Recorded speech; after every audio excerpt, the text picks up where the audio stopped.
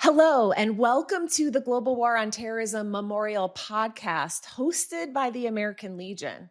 I'm your host, Jen Ballou, and it's my honor to welcome you home. And today I am really excited to be joined by two guests, Jacob Rodriguez and Eddie Laredo, both of whom are part of the Global War on Terrorism Memorial's Design Advisory Council. Jacob is the son of two retired Army NCOs with decades of combined active duty service and many deployments in support of the global war on terrorism.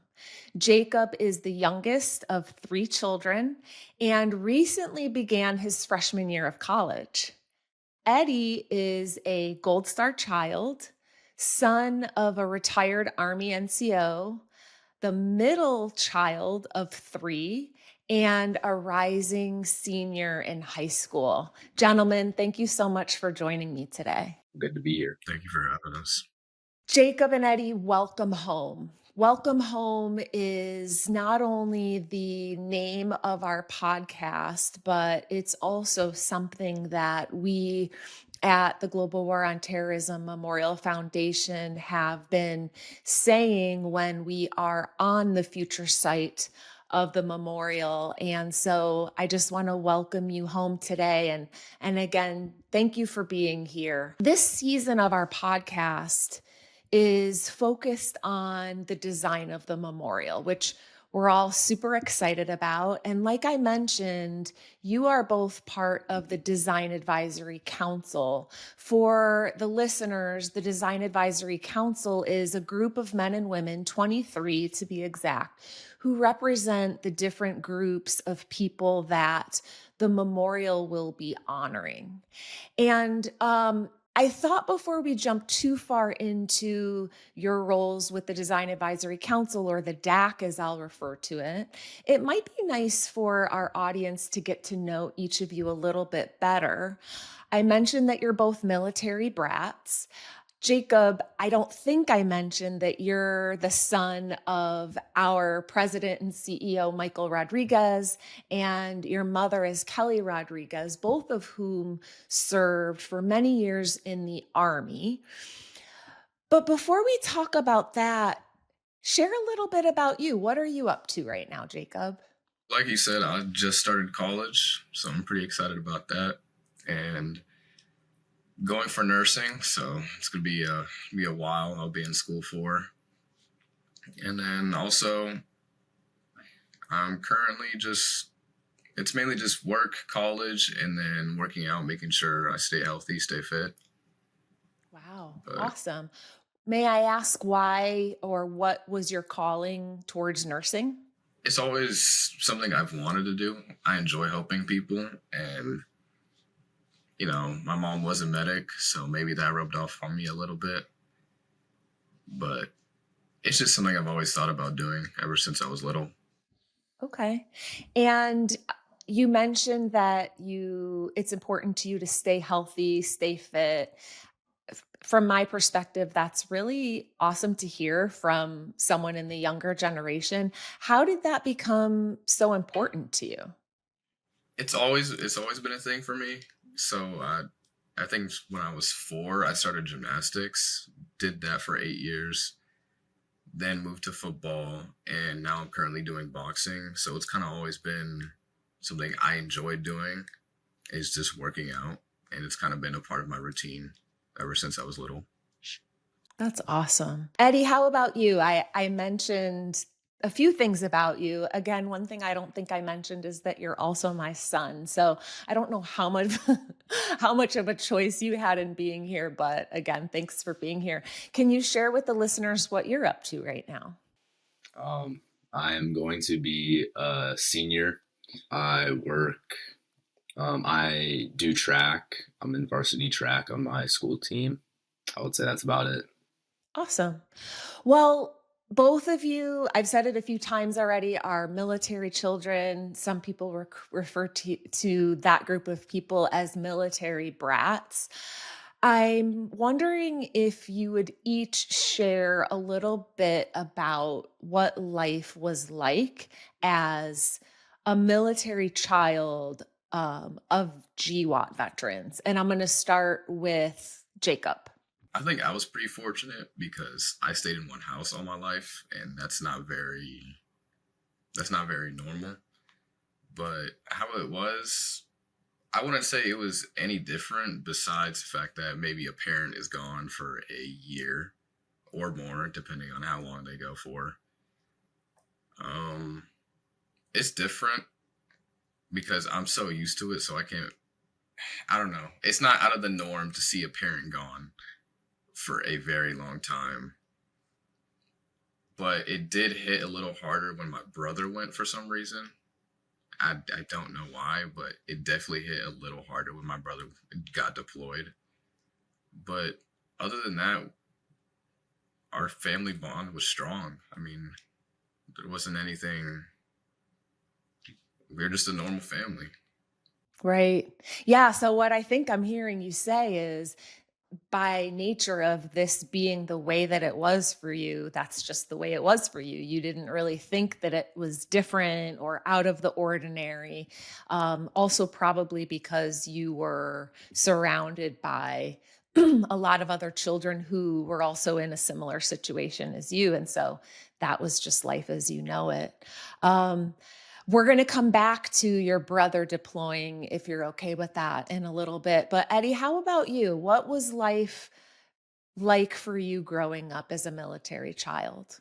As you said, I'm a Gold Star child, so my dad was dead when I was 2. So growing up without a dad, that just kind of seemed normal to me, kind of like how Jacob was saying, all of that army stuff, you being gone, dad being gone. It felt normal to me in a sense at that time. Unlike Jacob said, he was very fortunate to stay in the same like house, stay in the same one house. We definitely moved quite a bit, so that was interesting to adapt to school wise, social wise, like just adapt to different settings in different states. Yeah.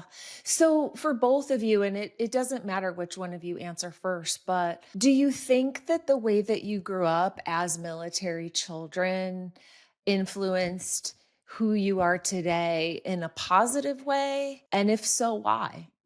Kind of what I was saying before. I think it affected me positively. So now I think if I were to move somewhere else or just if you put me in any situation, I think I can adapt a lot easier than other people would be able to. How about you, Jacob? I would say definitely been positive for me. I definitely met a lot of new people because even when I got out of school and my mom or dad would pick me up, sometimes they would take me on base, and then of course I would meet some of their soldiers, and everyone was just different. I want to say I don't think it impacted me negatively at all. Wow, that's amazing to hear. Thank you for sharing that. And I know like you're both being open and honest, which is all that we would ask. And even if that wasn't the case, I think it's important for you to share however it is that you feel. Jacob, when you think back on the many experiences that you have had with the foundation to date, what are some of the things that stand out to you?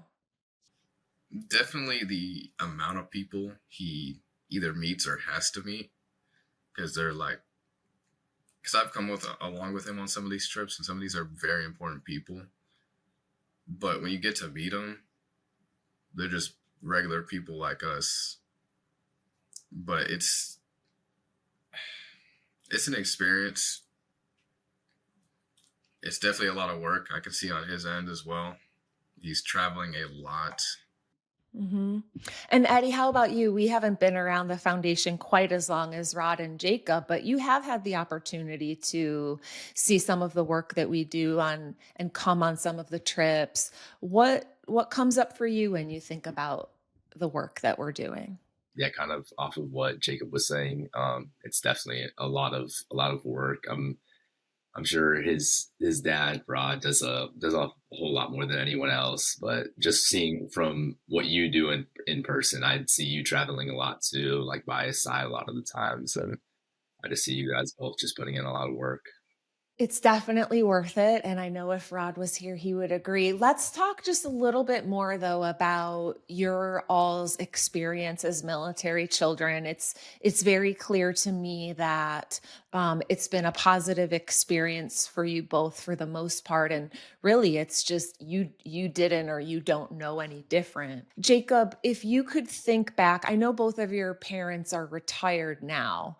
But if you could think back to when they were still serving, um, do you have a memory that you would be willing to share about maybe one of their homecomings when they were returning from one of their many deployments in support of the global war on terrorism? It was probably my brother's homecoming. I'll talk about that. I didn't know. Well, I didn't know he was coming home initially, and my dad kind of planned this out. So we all usually go to Chick-fil-A as a family together just to get something to eat. So I didn't think anything of it. No one did. And we're all sitting there, and we saw the Chick-fil-A mascot. We're like, okay, cool. Let's take a picture with him. It turned out to be my brother, which was pretty cool. That surprised me. Probably surprised everyone. No, that's a really cool story about your brother. So I feel like I remember seeing a picture of it actually, where you were all going to take the picture with the Chick-fil-A mascot, and then he took off the head, and there he was. How did you like? If you could describe your feelings in that moment or those moments, what were they? I was surprised, but I was happy just to have him home because even when he was deployed, we got some letters back and forth, but it was kind of that feeling that he's somewhere dangerous right now, Mm, and I wouldn't want anything. Obviously, wouldn't want anything happening to him. So it was just a right. good feeling to have him home again. Wow. Yeah, I bet. Eddie, shifting gears a little bit for you. Again, I know you were really young when dad passed, as well as when I was serving. When I retired in 2015, I think you were like what, 7 or something like that, maybe 8 years old.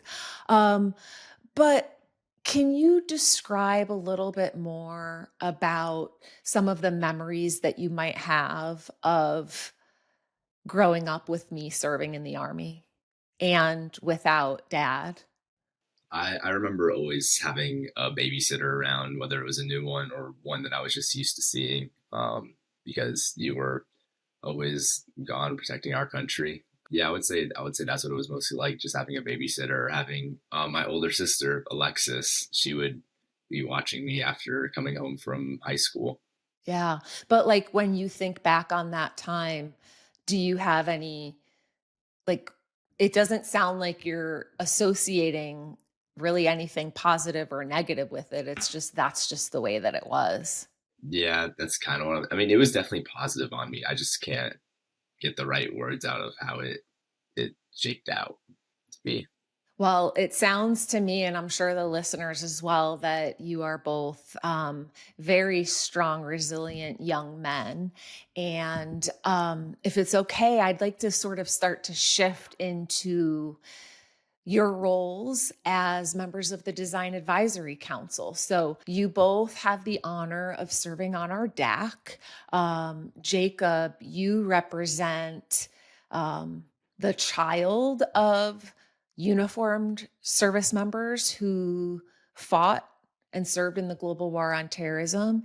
And Eddie, or sorry, Jacob, and I'm going to let you talk about this in a moment, but and as a future service member, because as we all know, the global war on terrorism continues today, and this memorial will also honor and represent those who will continue to serve and sacrifice in the GWOT. And Eddie, you're also representing uniformed wearing service members, as well as being the child of a fallen soldier, Staff Sergeant Eduardo Laredo. So, if you could think back to when you were asked to be a part of the Design Advisory Council, how did that make you feel? What was your reaction? And we're going to start with Eddie this time. I actually remember perfectly the day that it happened. I remember we were at Sophia's daycare picking her up, and you had just parked the car, and you said you wanted to talk to me about something. And I remember you bringing it up. You were like, "Well, I don't know if you said these things specifically, but I remember you saying Rod wanted to know if you would want to be on the deck." And I just immediately like lit up. I remember just being so excited to be able to work with so many people, some with similar story to mine. It felt really nice. Hmm. Why was that so exciting to you? Like, why is that something that made you feel so good? Why me? I guess when I think of that, I think of there are so many. There's I don't know the right number, but maybe thousands, hundreds of thousands, however much Gold Star kids.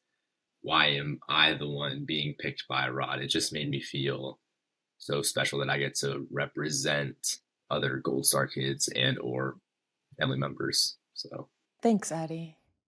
How about you, Jacob? What was the conversation like for you and the feelings associated with it? So I was kind of already going on these trips with him a little bit, so I knew what he was doing somewhat, and he was planning on starting a deck. I didn't know he wanted me to be on it, so we were just home one day, and he just randomly pops the question like he usually does, and just asked me, "Hey, you want to be a part of the deck?" And I'm like, "Can I get some time to think on that real quick?" I was excited because he invited me to contribute and help to this memorial for a whole bunch of people, and it's just I want to say it's a weight, but it feels like a responsibility, like a good responsibility, because I'm helping contribute to something so massive and meaningful. But I'm just grateful to be a part of it. And we're so grateful to for both of you to be a part of it. And there are other youth or the younger generation that are a part of the Design Advisory Council as well. Why do you think, Jacob, we're going to start with you. Why do you think it's important for us to have the voices of the younger generation on the Design Advisory Council influencing the design of our memorial? I mean, definitely some of us who have military parents are planning on serving, like myself. So maybe I don't know. That's kind of I would have to think on that. Okay. Well, since you mentioned it, planning on serving, is that still the case that you plan on serving at some point? Can you talk a little bit about that? Why you made that decision and what your future plans are? So originally, I really wasn't planning on like serving. I just wanted to get through college and go to nursing. But the more I thought about it, I'm kind of doing it backwards. I'm going to college first and then joining the military. So I'll be joining a little later on. I just want to serve the country. And I've seen my parents do it. I've seen my brother do it. Yes, they've come back home with injuries, different sets of problems, but they've always bounced back stronger. And it's definitely inspired me a bit to join the military. And it sounds like you made that decision independently or on your own. There's never been any pressure in your family for you to serve. You're wanting to do it just because of what you have witnessed and seen in your parents and your brother, right? Yeah. Yeah. Eddie, how about you? Let's start with why is it important for us to have the younger generation's voices as a part of the Design Advisory Council? I've heard Rod say this before. He wants to get everyone's like I guess say in it or get everyone's side of it for the memorial. He wants to hear what everyone has to say. It's not just about one person, like about the people who fought for our country, but it also extends into the homes of the family, like Gold Star kids, um, just etc. I think it really does. It does. It's not just one person fighting the war. Right. And what are your thoughts on the potential for serving in the future, Eddie? I think it's definitely possible, but I have not made a full decision yet. And Yeah. if I did, I would definitely join the army.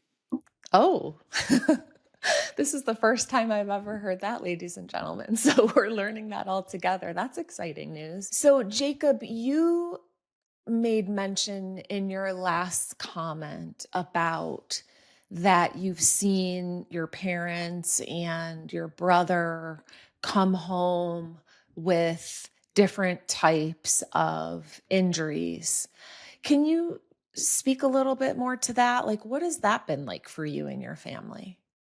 At first, I'll specifically talk about my dad because he was blown up a couple times, so he came home with brain injuries, and I came with him on these appointments. Basically,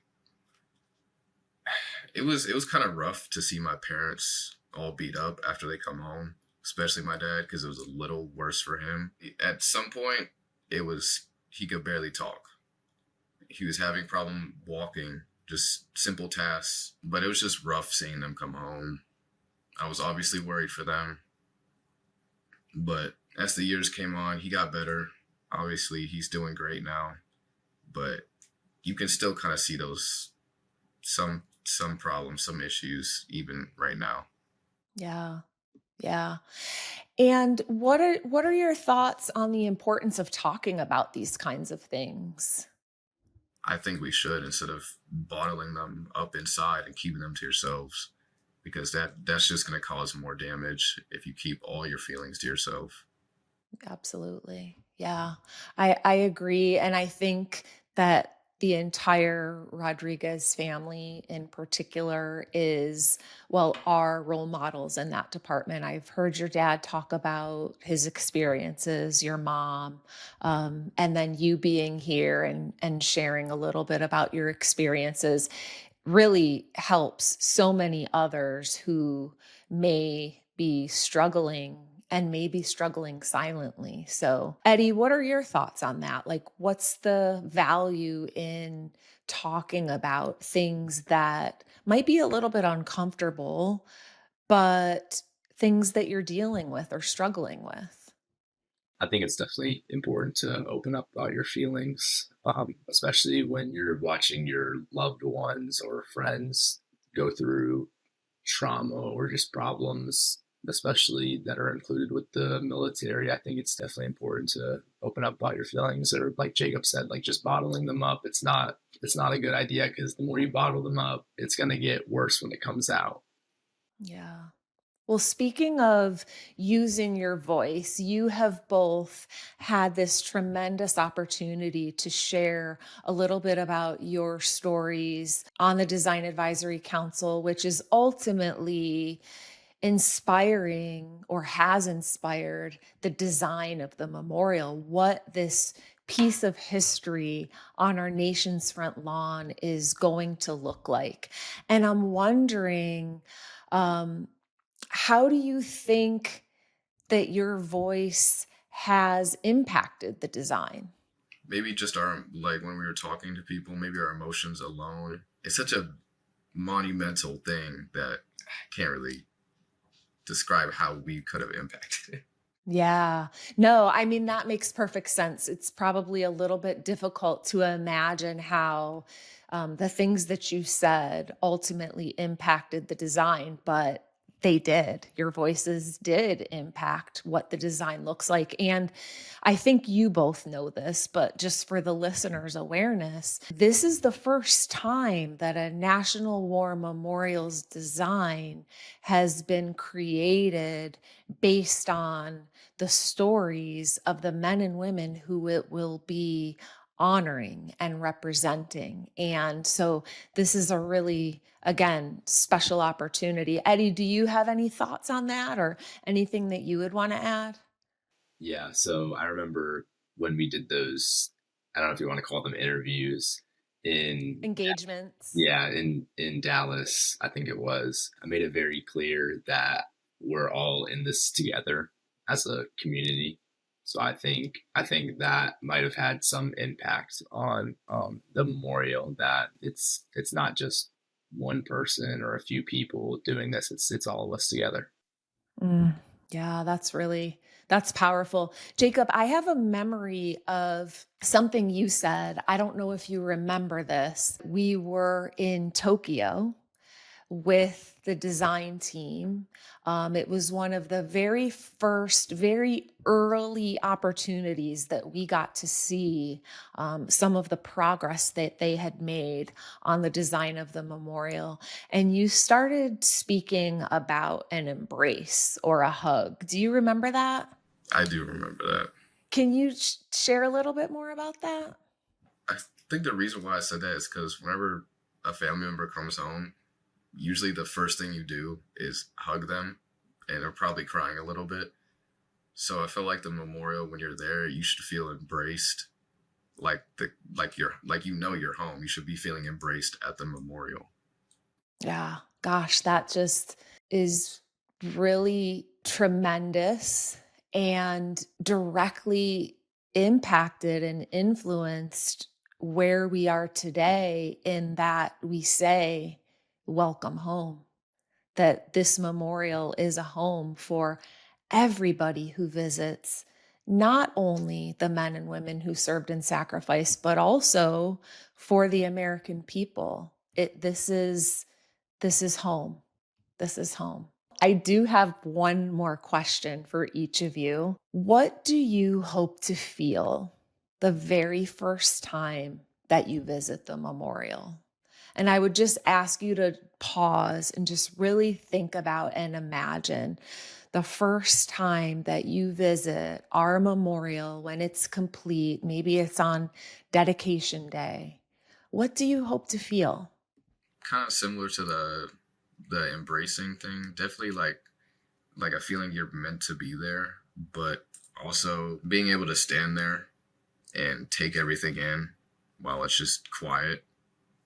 Just the sense of I don't really know how to explain it. Yeah, no, that was beautiful. How about you, Eddie?